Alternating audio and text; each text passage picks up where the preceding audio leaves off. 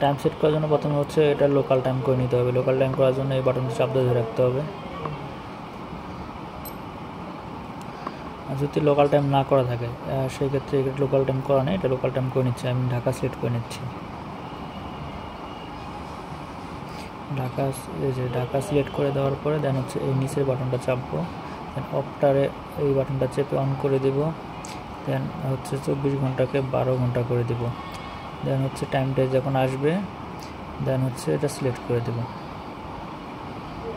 প্রথম হচ্ছে local time হবে, যেহেতু হচ্ছে লোকাল টাইম যদি সেট না করে নেন তাহলে হচ্ছে টাইমটা ভালোভাবে সেট হবে না। দেন হচ্ছে লোকাল টাইম সেট করার পরে যেহেতু যদি আপনার টাইম এখানে মিল না থাকে, যেমন এখন 4:35 বাজে, 4:35 যদি 1-1.5 ঘন্টা কম বেশি থাকে, সেক্ষেত্রে সেট করার সিস্টেম হচ্ছে আবার এই বাটনটা হচ্ছে চাপ ধরে রাখতে হবে। যখন হচ্ছে সেট বাটন চাপবে তখন হচ্ছে নিচের বাটনটা চাপতে হবে। নিচের বাটনটা চাপ দিলে হচ্ছে এই যে অনটা হচ্ছে মুভ করবে, দেখাবে এই যে 12 আওয়ার্স এটা মুভ করে দেখাচ্ছে। তখন সেকেন্ড ট্রেকারটা যখন মুভ করবে তখন হচ্ছে এই বাটনটা চাপতে হবে। এই বাটনটা চাপতে হবে। এই বাটনটা চাপলে যে এখন যে ঘন্টার কাঁটা মুভ করতেছে, এখন যদি 4টা বাজে তাহলে 4টা যে ঘন্টা কাঁটাটা হচ্ছে মুভ করে নেবেন। যেহেতু 4:36 বাজে তো 4টা বাজা নিলাম। দেন আবার এই বাটনটা চাপবেন। এই বাটনটা চাপার পরে যখন মিনিটে কাঁটাটা মুভ করবে, যদি মিনিটে কাঁটা কম বেশি থাকে সেক্ষেত্রে এটা চাপ দিলে বাড়বে কমবে, এটা চাপ দিলে আবার বাড়বে কমবে।